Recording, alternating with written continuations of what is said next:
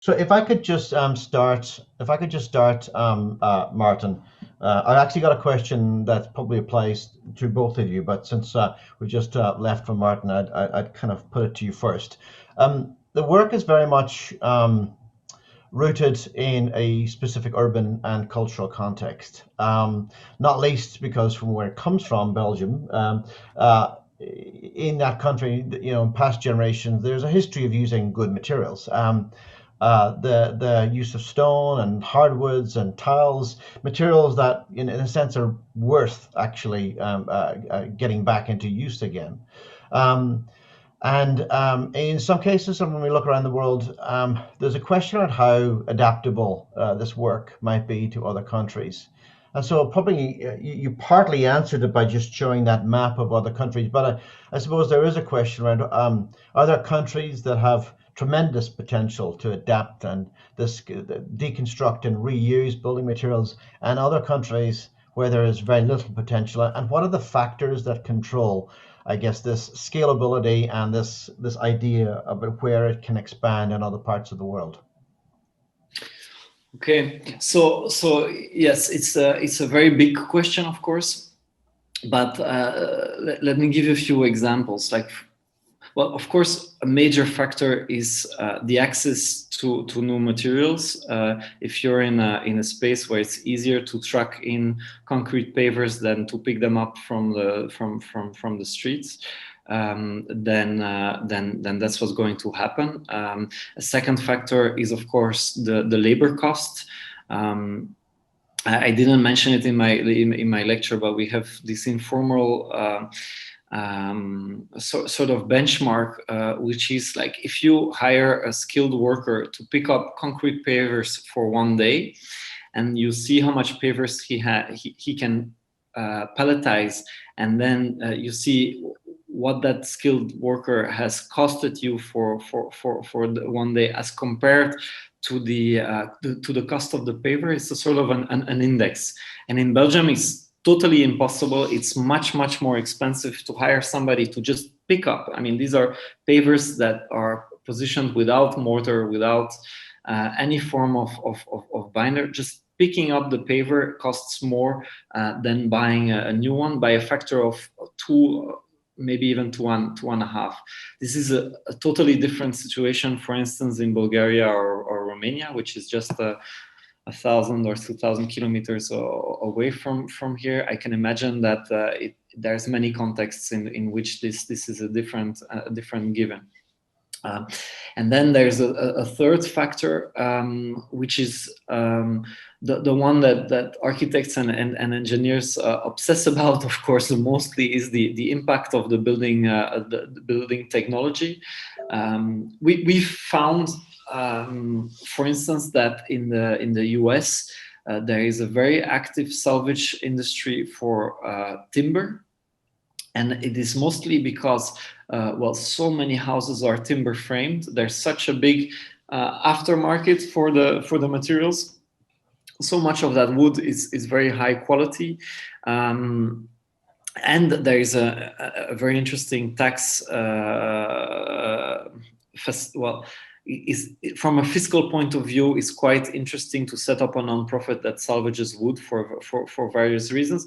But so in the United States, you have a sort of a perfect storm for timber framing, whereas in Brussels is something we've been trying to set up for years, and we cannot find sufficient sources of wood, and we cannot make it work economically, denailing the wood. So it's very difficult to make generalizations. Like we will in Europe literally ship in barnwood from the US in huge quantities to have that sort of unique Starbucks look. Whereas we are exporting 1930s styles to Russia to have that Belgian bar feeling. So every region sort of has his perfect storm of conditions that makes certain things possible or not. Yeah. And maybe one last thing is also that what I've been talking about during the whole of my presentation is actually the formal reuse industry.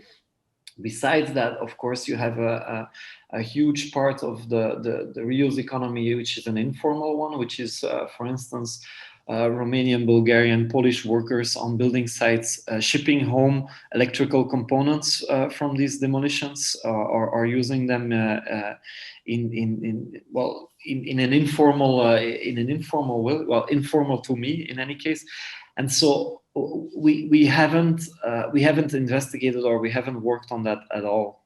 Mm-hmm, mm-hmm.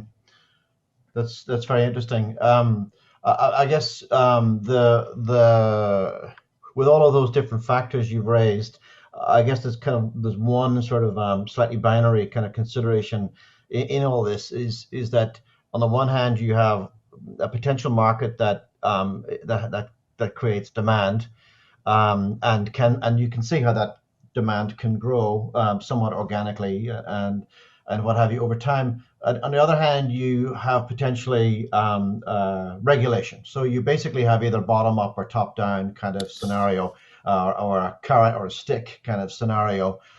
So noting what you said about all the different factors and all the different ways that it can influence us in that context of regulation versus market, or top down or bottom up, which of those two factors do you think will most strongly drive the kind of increased scalability of what you're doing? You're absolutely right to point out that there is a role, an important role to play for policy, and this policy can be in the form of legislation, but it can also be in the form of procurement policies of big companies, or like, for instance, when we are working on the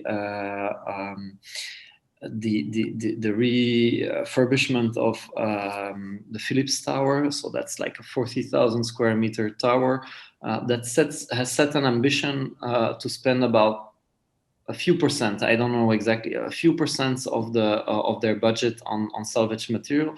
Well, that like doubles or triples the market for secondhand components in Brussels. Like it means that this instantly creates a few jobs. Instantly, there's a number of companies who are like, wait a second, there's a demand now, and so that's one part of it. From a public policy point of view, I guess the most important thing is to get rid of barriers. Like, for instance, boardwalk stones, like the stones that you use at the edge of the boardwalk to separate the street from the boardwalk. Belgium has a lot of natural stone quarries, and the quarries have lobbied in the 60s to establish the rule that all the stones, all the boardwalk stones in a given street need to be of the same length. We don't care how long they are, but they need to be the same length to give a sort of a visual rhythm to the. Now, I do not know about any architect who is concerned with the sort of the rhythm of the stones that line the boardwalk. So this is clearly a sort of a very efficient sabotaging of the stone quarry companies. That is still playing us complications like 50, 60 years after it has been written. Now, it's a good thing, because it means if we do lobbying efforts today, these will work for 50, 60 years as well.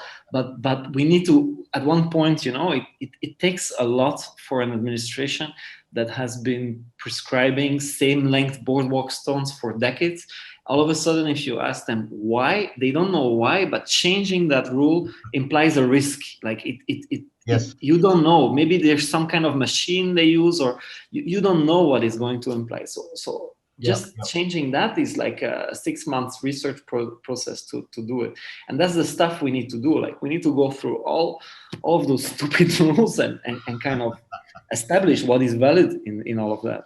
Yeah. Well, I guess there's a kind of a segue, Anupama, with the work you've shown, and I guess it kind of has to do with the legacy traditions and the legacy technologies that have existed in a place, and I'm interested in essentially your kind of move from India to Berlin, the work you've shown demonstrates an amazing potential for adapting building processes, and thinking of new ways of making things. And this is probably not surprising in an Indian context where there's an immense history of fine, high quality making and manual hand making materials and objects. And so this makes a lot of sense. Germany obviously has a markedly different historic tradition, reflected in it being the home of the Bauhaus, which famously brought together handmade traditions into making within the new industrial age. And that obviously has had a huge legacy on Germany, on Europe, and on the world. So in that context, has it been a challenge for you to, or let me say, how do you kind of understand that adapting of your way of experimenting from one context where it makes complete sense to another context where it's rather more complicated? Might the principles that you've shared with us today, emerging from your experiences initially in India, be adapted to that famous industrial context of Germany? Andrew, I love this question. What I would like to say is that actually I really do not see myself so different as others. I think that's what I really want to bring up here seriously, that we are seeing the world too polarized unnecessarily, because within each country there is everything. When I came and lived in Brisbane, or whether I lived in Spain, I saw equally the making culture. When I see what Maarten spoke today about collecting, he got the idea to collect those, even if it did not look like the obvious thing to do in today's Belgian context of what it costs. I just would like to explain also my work, having grown up in Bombay in the context I showed you those kind of images. So even though my work looks like it belongs more in India, it's not the common thing that fits there, you know. But Okay. And the fact that I'm drawing from the making culture that was there in India, I also see it as a universal thing, because as I was saying, we are Homo sapiens. We are more common than different.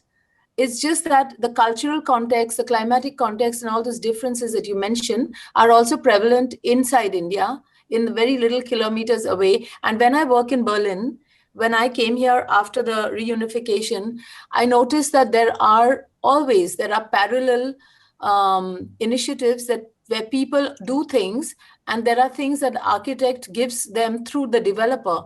This is just a way of looking, you know, it's not actually there. People make, just because a factory bread exists, they don't stop baking cakes at home. They don't stop knitting sweaters for their grandchildren when they watch TV, and it doesn't cost per hour so much because somebody hand knitted it. Yeah. Just like massage exists, everything exists on a home level, on a community level, you know. So I would like to actually question this. I think this is more a question of really, you know, like that book, Thinking Slow and Fast. It's about just thinking and seeing what you see. And sometimes we come from a professional gaze where you don't recognize materials around you. So I would like to also continue the previous discussion where you spoke about the economy and how does it work. See, if there is an economy where to throw away those stones in Belgium or in Australia, wherever, if the throwing away culture is only because it is cheaper, the question is, where are the unaccounted costs? It cannot be cheaper. It is not cheaper. If the true cost is billed to those people, the human time cannot be that much more costly. It's because I noticed, for example, in India, we grow Alfonso mangoes or cashew nut, which we no longer can afford to eat because it gets exported. And when I buy them in Berlin, it's so cheap, or if, you know, some sushi and all that, compared to the original country. This is just the modern economic, our gaze at economy, which is wrong. And that is it's making large supply chains deliver less quality and leaving huge garbage piles and all kinds of things. And when we look at the whole, we will realize that, again, whether you're industrialized or not is not the point. Those are just the habits. Yes. My question is to look at our habits and to not assume the first impression of a place But take a little time, deconstruct what we thought, and then you see, can you do it? So even here, I have noticed, again, I'm not trying to apply the same experience that I have produced. Each project for me was like entering a new zone. But when I did the research, continued in Australia or in Spain or now in Berlin or in the US, the strategies are quite the same. The outcome is different. The strategy, when I say it's the same, is like looking what is around you. Often you think there's nothing around you. When I went to India, South India, there was nothing around me. So if I look around in Germany, my first impression is there are these industry catalogs and there's nothing around me. But my second look shows me not only a whole lot of things. Humans have created architecture with whatever was around them. There is something around us. There is material on the earth. It could be stone, earth. Even the manufactured material is around you, actually. It's just being transformed, again, by humans, just putting in some energy and you get something. Everything can be figured out. So I look at the material, but I look at what do we like to produce that serves us? Because what we make is going to make us. And when you think of it that way, you want to be a bit careful what you're making. You know, that's what I'm saying. If you, yeah, I'd like to second a lot of the things you've said, Anupam, in the sense that it's like it's a quote by someone. I don't know who said it exactly, but there's this quote saying like it's easier to imagine the end of the world than the end of capitalism. Yeah. And I think it's something that we are confronted against all the time, where there is a confusion about this idea of economy being some sort of natural law. Actually, the economy is a hugely codified, constructed set of things. Like if it's the result of a number of specifications, of the number of policies.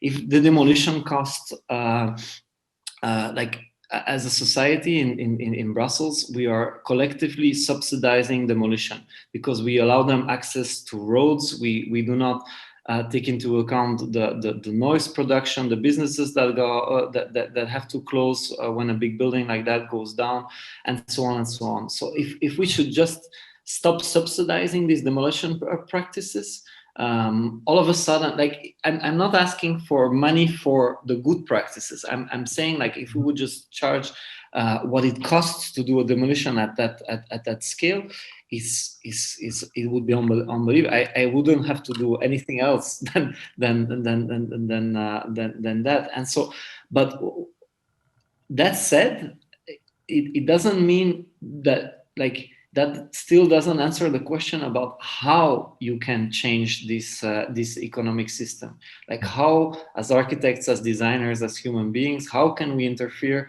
with these systems? Because we see in our work that sometimes we're making progresses on minor things, and on the other hand, like when the economy slows down, all of a sudden there's like a relief package of billions and billions of euros that does the exact opposite of what we're wanting to do. So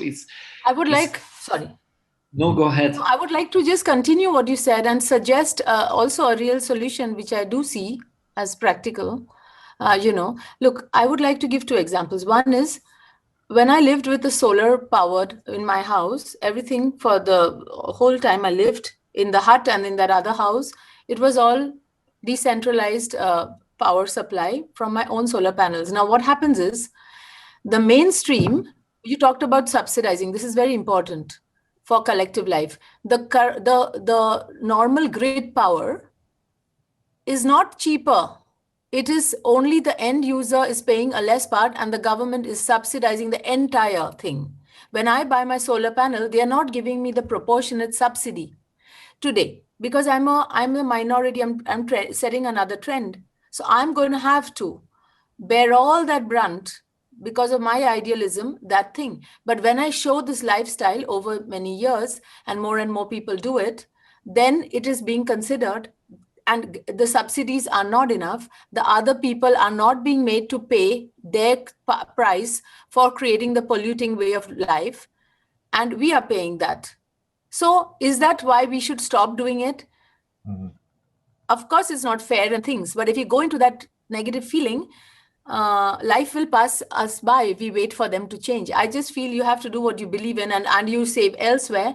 And it's not fair and everything, but the only way to change is whoever believes should do it. Look, we couldn't in Berlin afford organic food, but a lot of people did it. And today the price difference is so little. In other parts of the world, there's a big difference.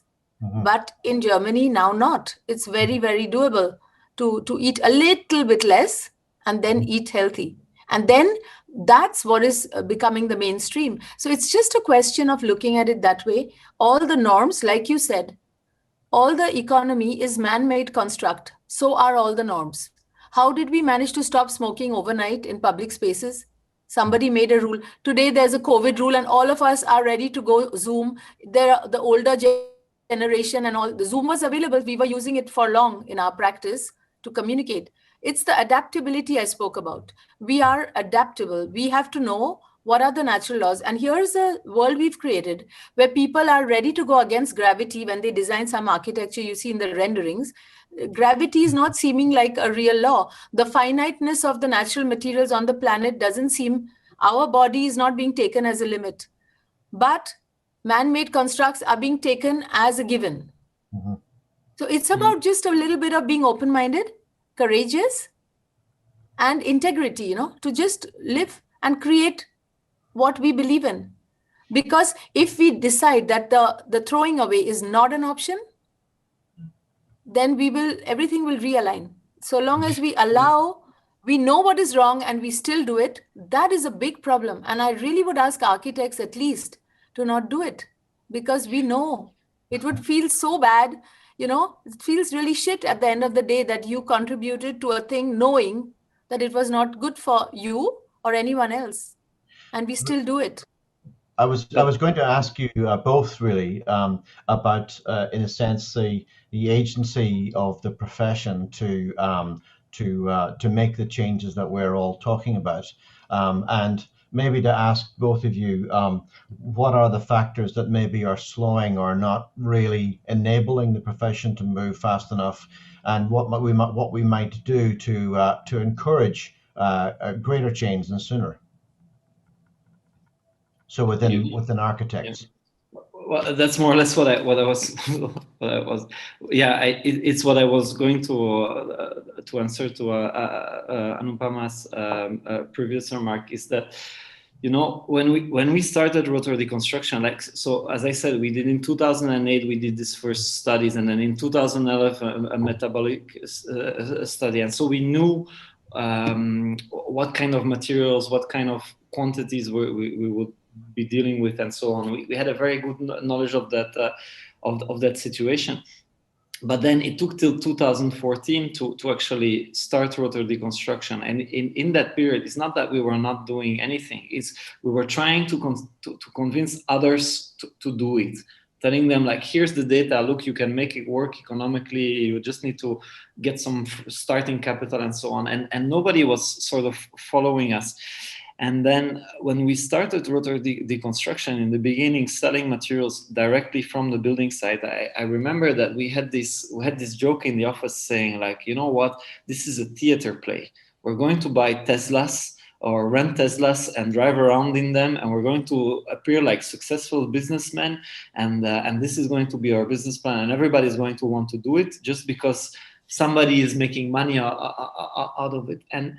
And this idea of fiction, like sometimes, I mean, when I talk about our practice, I make it sound easier because there's no point in discouraging people not to try it. Like there's conversations to be had, of course, and there's nuance to be brought, but this idea of fiction is quite important, because what I have felt when I'm talking with like project managers in real estate companies or even policy makers and so on, is that there's so much self-enforced limits. Like if you're a project manager and you're in charge of, let's say, designing the lobby of a new 100 million euro building, and you want to spend, let's say, 500,000 euros on the cladding in marble of that building rather than aluminium, that's okay, that's not a problem, because they get marble for that 500,000 euros. You want to spend, let's say, 50,000 euros for properly disposing of your garbage, then it's like, yes, but we are on a tight budget, we need to make everything count, and so on. So there's this fiction in the head of project managers that money can be spent for certain things. Like it's almost like a sort of a corporate cultus on what money can be spent, and then ridiculous small amounts of money that would change everything, like a few 10,000 euros, that cannot be done because it's not been done before, and everybody's sort of like, can we do it? And it's peanuts for these companies. Like the difference in price, like if you have, let's say, 40,000 euros, 40,000 square meters of office space, the difference in price between deconstruction, so properly disassembling things, and demolishing it, will be maybe 10, 15 euros a square meter in price difference. So, what is that in a market that can go from 3,000 to 4,000 euros in price fluctuation in just a couple of months? It's nothing. You can do it. So we need to sort of make it seem absolutely normal. It needs to seem banal to do it in a way. I agree. I think also the same is about the the tendency to prefer spending on machines than the humans, because even if it's a very minimal amount, to give a little care to a thing, because if that care is given, it will last forever. But there's a tendency that if a machine has to be bought or something, or to throw away and buy a new printer, that is taken as serious, and anything else is redundant. I would say it is really, you asked what could we do to be more empowered, I think, and to not be impotent. Let me put it that way. I think we have to really deconstruct some limiting beliefs, which we keep reinforcing by repeating in the incestuous circles.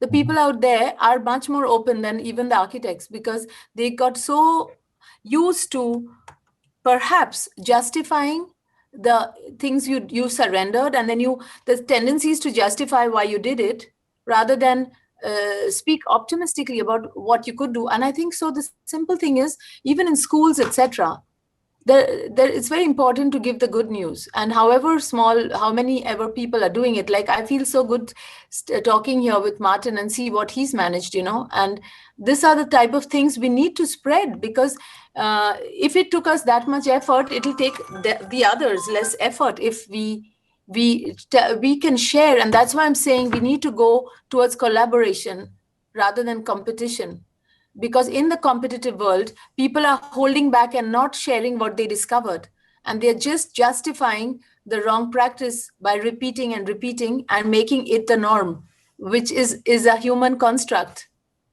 So it's just about undoing. And it seems to me undoing and connecting the dots between things. Right. Because I think that's one of the things that joins this afternoon's session with this morning's session, was understanding how, in a way, one little node by itself, yes, we need leadership, and yes, we need change, but it needs to bring lots of other nodes along in the process, which is why, presumably, Maarten, why you have this map of all the places that you can get recycled material from, because all of a sudden an ecology is visible for people, and it becomes real.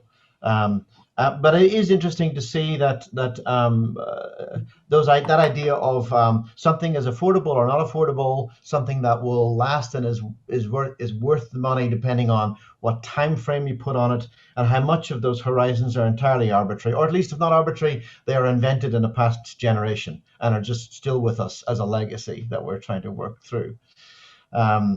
It's a challenging work, but I think you're both in different ways trying to break through into a new way of building and constructing. I mean, I think one of the interesting questions, just pulling it back to this question of time and scale and what have you, is whether we think what we can do to realign people's understanding of how long a building should last. Because we know that there are buildings that will last 1,000 years or 10 years. And we know that in some cases, a bit of permanence might be not a problem. And a bit of temporariness maybe not be a problem. And so we have this whole question around how we understand the life cycle and the life of a building. Do you have a view as to how we can change attitudes so that where it's important, things will last a long time, and where it's not, things can be disassembled? Is there a way we can bring the general public along on that conversation? I think one of the things to talk about, because people are very insecure when they invest money and they think it's temporary. But if one talks about it from a wider framework of maintenance, when I lived in the little hut I showed you, I realized that in traditional architecture or ancient architecture, there were some elements that you had to replace, like the thatch roof, you had to replace it every 3 years. There are the beams or the rope you have to replace every 12 years. And maybe there are a couple of slats on the flooring you replace every 20 years, and so on. It's like the body. The dead cells are constantly being shed, but my body remains the same, right? New cells are being created every minute. Mm-hmm. So architecture doesn't have to be, in fact, the so-called permanent architecture or these concrete buildings, they look fully settled, but after a certain number of years, they will degrade, and you cannot have this renewing aspect inbuilt. Temporary doesn't mean that because of the new perspective of looking at it through the artificial material lens, we think that those natural materials degrade. But to renew a mud plaster or something, it's like I go have a bath or I put a new nail polish when the old one is off. It doesn't mean anything. It's just including the maintenance in the thing. It's not threatening. Yeah. I'd like to respond to that. It's quite amazing how much I agree with most of what you're saying. No, I just want to give some color to the conversation by saying that a lot of the architecture that we experience as being permanent is actually is almost like a set design displaying permanentness. Like, for instance, when we were working on the work of OMA, we visited Kunsthal, the famous art space in Rotterdam, designed by Koolhaas.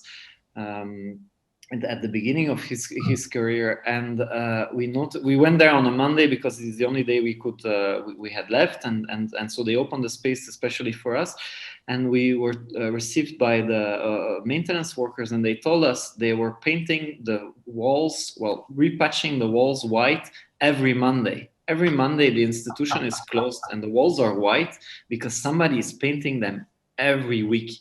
And so it's not that the walls in the museum are white and the ones in your house have stains. Is that one is almost like a war to keep them white. The display of means on these walls are so immense, and this was shortly after we did our pavilion in Venice. I think there is also a question about how we represent and how we talk about architecture. If you open up most architecture magazines, they will show you brand new buildings. It renders or images of things where even the power plugs have been photoshopped out completely. Like the photographer can only go in before the users take over the space. There's very few exceptions of buildings that are being portrayed with actual human beings living in or having lived in that. And this is a bit strange because for me, buildings, they become more interesting 15, 20 years down the road. Then it's when you really start seeing what the genius of the design was, whether it worked or not, whether it was resistant to change, whether it was accommodating or failing. And so I think the dictatorship of the render or the visual culture in architecture is one of the things we need to challenge. We need to really think about how we, like, even in design, the drama of having the first scratch on your IKEA table is such an unnecessary event. It was bound to happen. It is part of the design. It's part of what you accept when you buy this table. So it's useless fighting this. I think it's very interesting because the narrative that we create by only creating in our head and then see the world through the narrative we created in the incestuous architectural circles, it is actually not in the minds of the people. They also don't understand those renderings and what our jargon and what terms we've come up with. But we've created that world, which is a very inside scene, and then because of that we are seeing the world that way, because we are alienated from the real thing. So I find this part of the thing a bit dangerous, and it is some kind of major undoing to be done in the architectural community, in our academia, how we are using academia to cut our students from the ground realities rather than immersing more in it to come up with real solutions. So yeah. Well, I think there's a lot that we need to do both within the profession and certainly outside it in the wide network of things that we rely on to build our buildings and our cities. Unfortunately, we've kind of run out of time. I feel like we could have carried on talking for another half an hour right now, but unfortunately, what can I say? The clock is against us, and so time needs to be called. Now, before I thank you both, I'd like to just do two things: round up a bit on the day, on what we've heard, for those listening. And also to thank a few people and to talk about what's happening next. So I will actually maybe now is a good time to thank you both for your wonderful presentation and your conversation today. We look forward to some point in the future maybe seeing you in Australia for real, in real life, you might say. But it's been wonderful to have you here today. So thank you, and look forward to speaking to you again soon.